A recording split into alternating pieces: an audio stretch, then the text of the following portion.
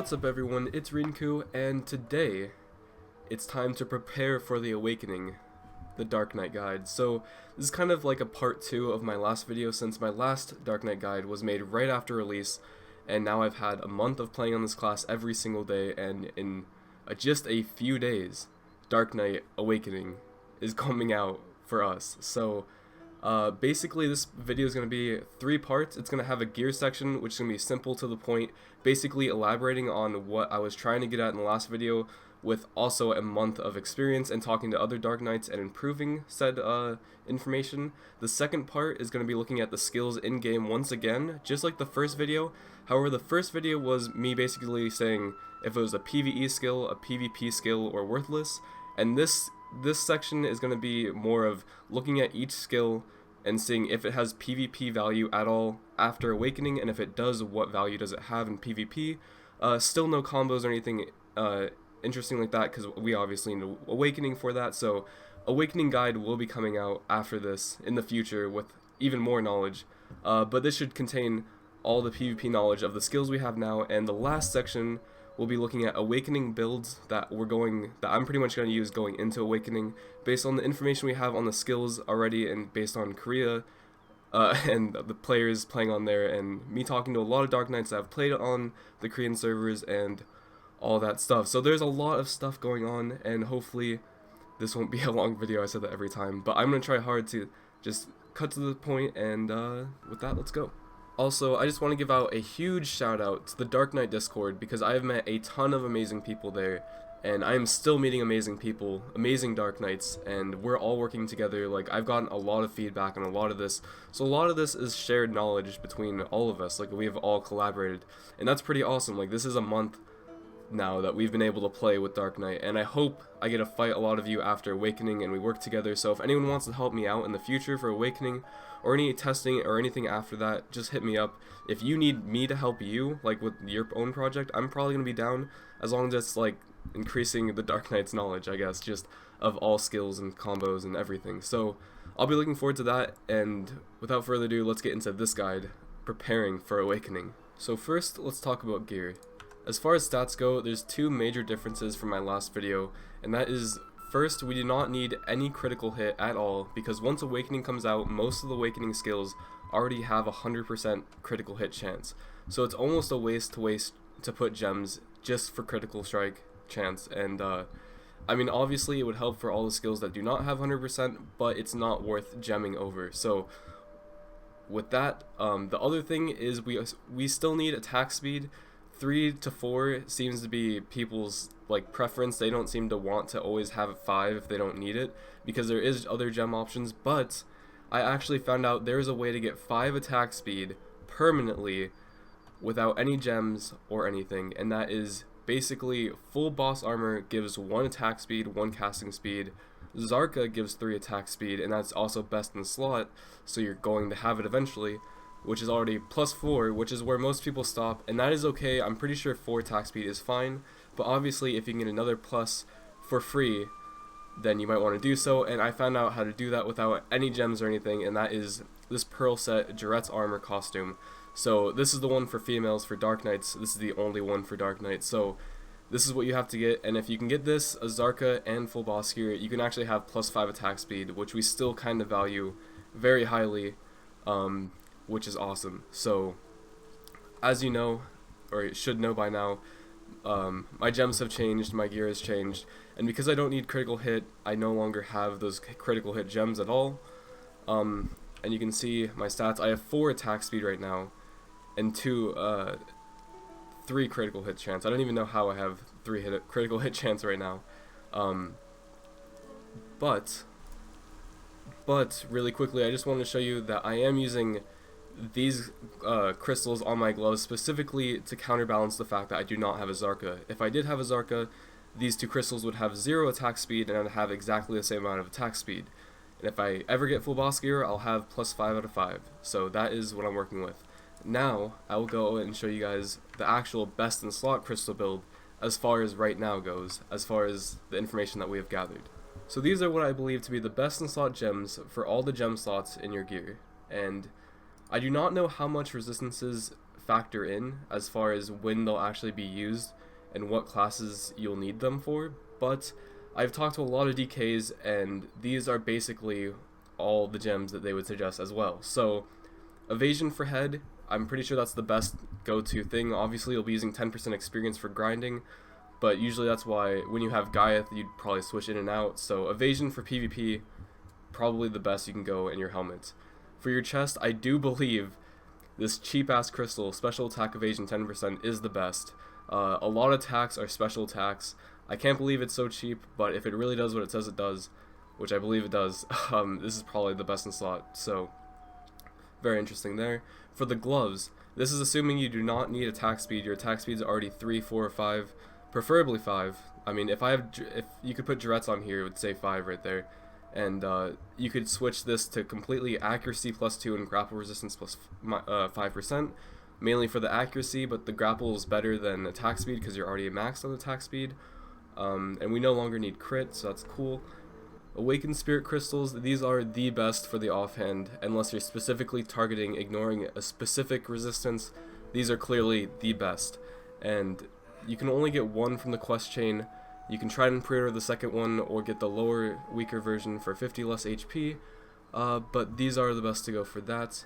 For the main hand, you probably want Precision. It gives 2 accuracy and ignore all resistance 10%. This could be huge in PvP depending on our skills and awakening combos and all that such. So also the accuracy alone is huge in this build, so accuracy is good, just letting you guys know. Accuracy is really good, especially when you get on gems and don't have to use accessories, because the more AP accessories, the higher AP, but we still need the accuracy to hit. So still trying to find that sweet spot in accuracy, but having it on these gems are good, and ignore all resistance is also very good. So for the shoes, we have a lot of resistance. This is actually the only gems chosen specifically for the resistance, mainly because there's not that many other good gems for the shoes. You could get movement speed, but movement speed's not very needed in specifically PvP. So for PvP gems, this is probably the best to get. Of course, this is like the red battlefield crystal. There is other options, but for the best gem setup, this is what I would say we would go for. And with Jurettes, you'd have 5 attack speed, and these would be all your stats, and you could gem accessories. Like I said, accuracy is good. I don't know the sweet spot for accuracy, but it's pretty much AP accuracy. That's why there is no accessories or like actual gear here. It's mainly just the gems and setup itself. So I think that concludes the gear. One other thing I want to point out is that Neuver was chosen specifically because I have seen accuracy stats on Cudham, and there pretty much is no accuracy, even though a lot of people thought players were choosing Cudham for the accuracy. It also shows that it definitely does less damage because it has way lower AP than Neuver.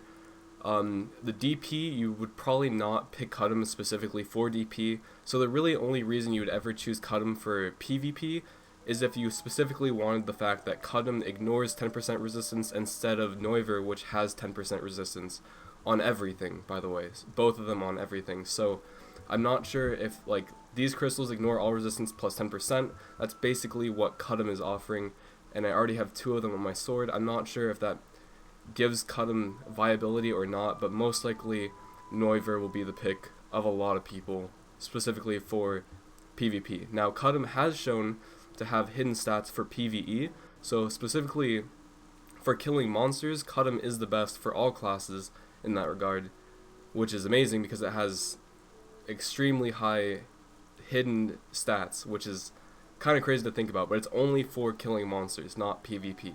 So that is why I chose Neuver in both this and in-game. With that, that is the end of the gear. Next, we're going to talk about skills. So even though I'm still built before Awakening with all my skill points invested in all skills that I'm using currently, after Awakening we won't need very many of these, and I'm going to talk about all the skills that may have PvP potential after Awakening. So we will not be going over all the skills I currently have. We'll be going over the skills that are going to be featured in the build that I'll be showing you at the end of the video. But for now, let's just go in-game, keep it in-game, and talk about the skills that we can see right now together. So the first few skills are pretty simple.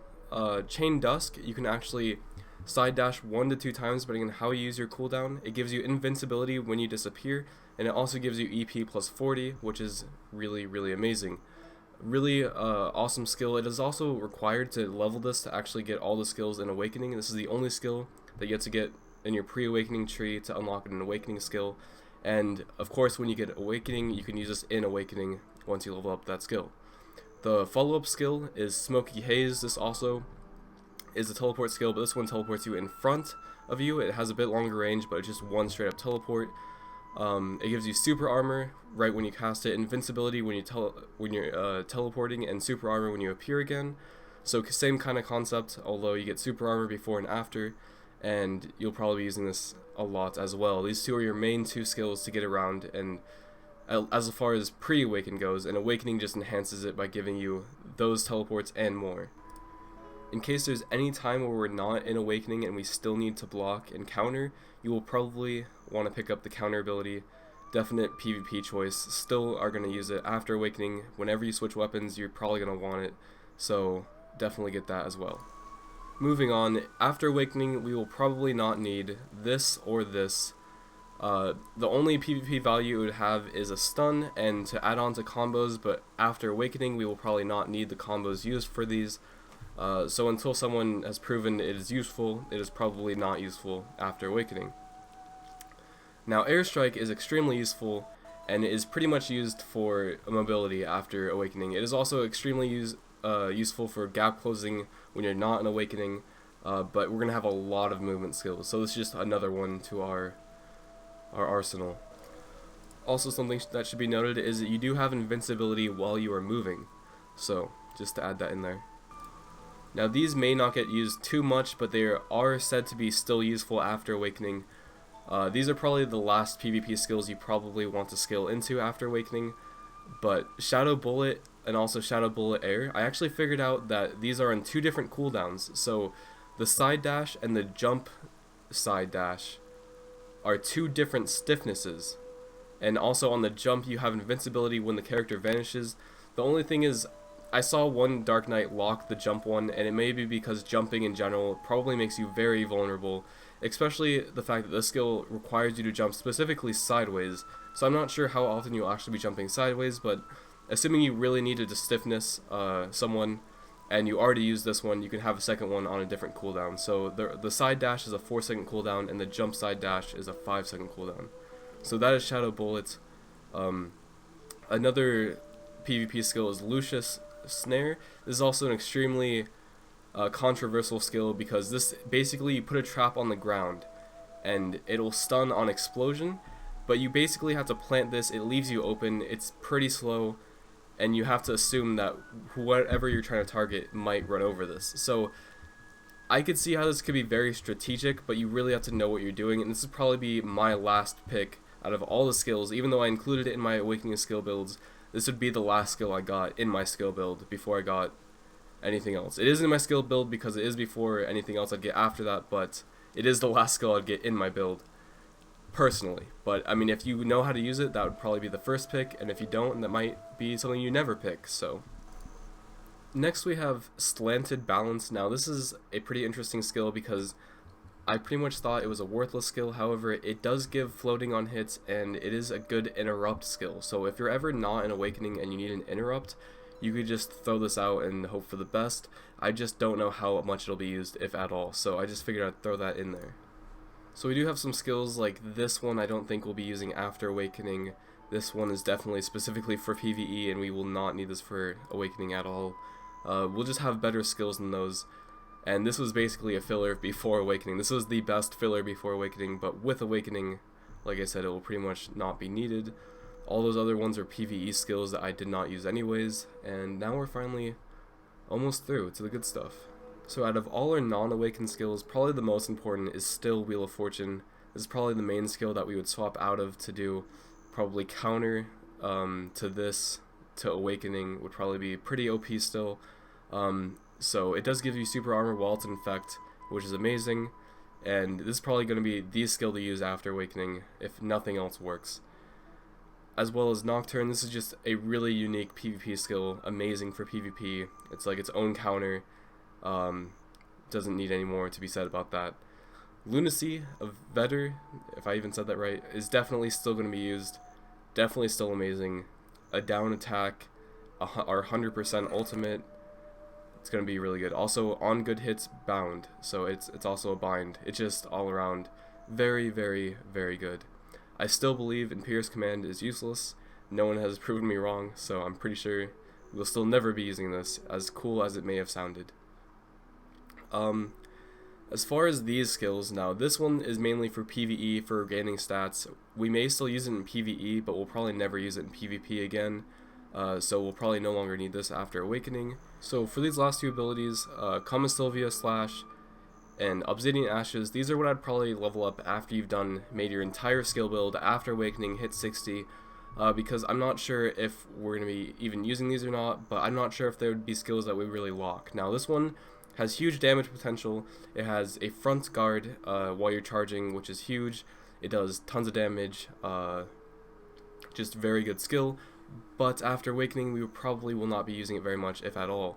It probably puts us very vulnerable in PvP, and it just wouldn't get used very often with all their other tools. But it's just not a bad skill, and it's not something I'd say that you'd block, so I would say keep it, but I just would not max it until very far down the road, as well as this. Now this is our 200%, even though we'll probably never use 200%. Just let's be real, because it literally requires other people, so it'd only be in sieges. I don't think this would be really good over other classes, but maybe.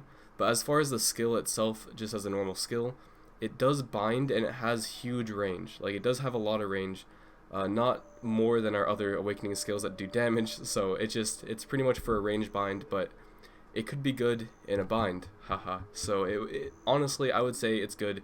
I would say keep it unlocked, but I probably would not invest skill points into it, like I said, until very far down the road. So, and that is all the pre-Awakening skills. Of course, you definitely want to level this, obviously.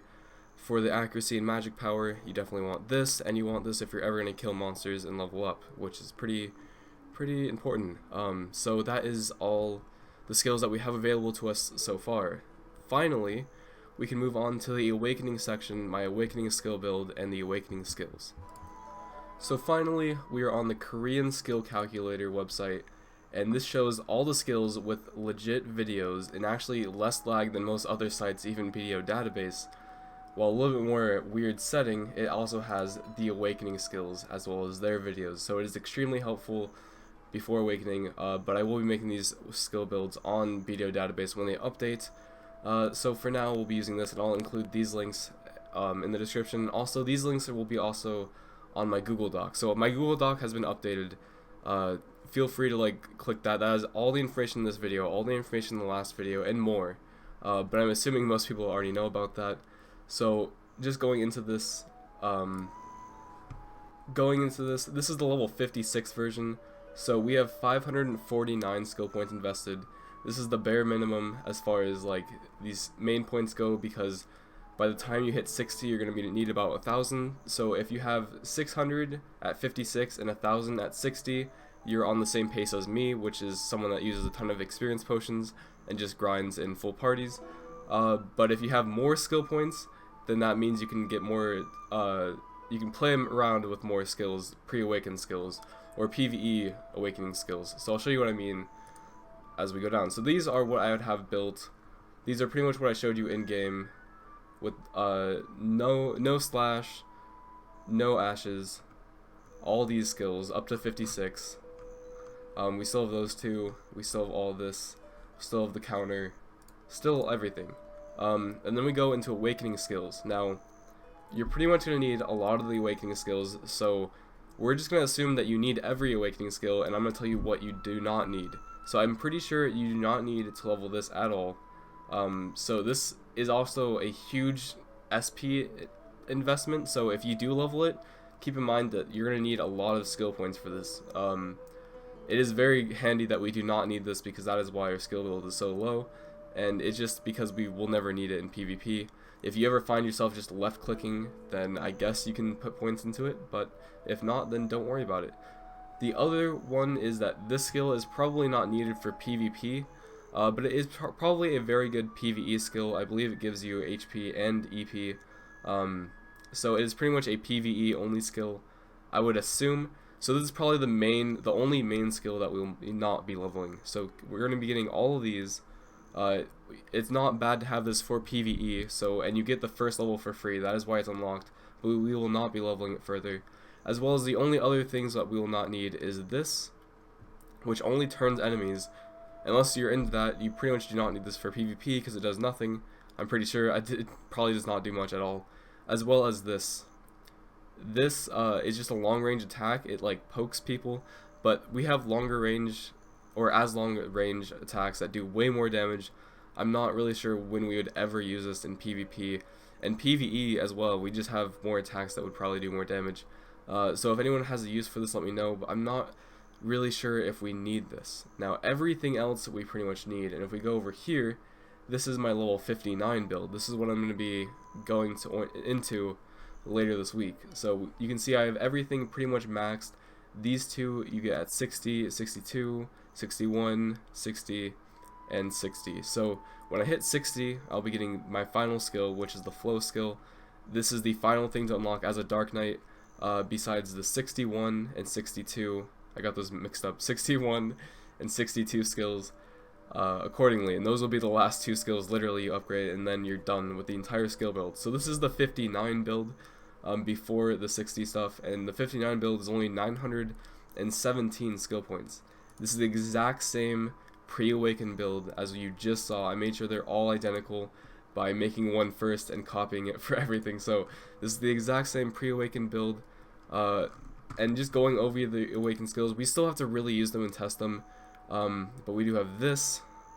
I'll just show you and let you read. Very good for its mobility and just because its damage. This, it's a good hit. This is our main skill. Pushes us backwards, gives us movement, does tons of damage. This, that should be, I mean, it's range. That should be self-explanatory. And this, very good for finishing something off right when you're dashing next to him. Very good. So those are our main 6 skills. We have all these skills.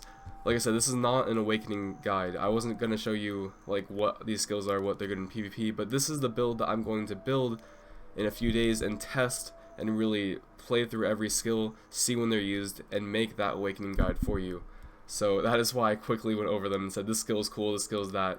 That's not like the best representation, but these are what I have gathered to be the skill build to go into. Our awakening skills truly are the best of our skills, and we will be using them a lot. They all have their unique purpose. So with that, thank you guys so much for watching. If you guys want to help me test awakening, please let me know in Discord. That is the best way to reach me. Just PM me in Discord.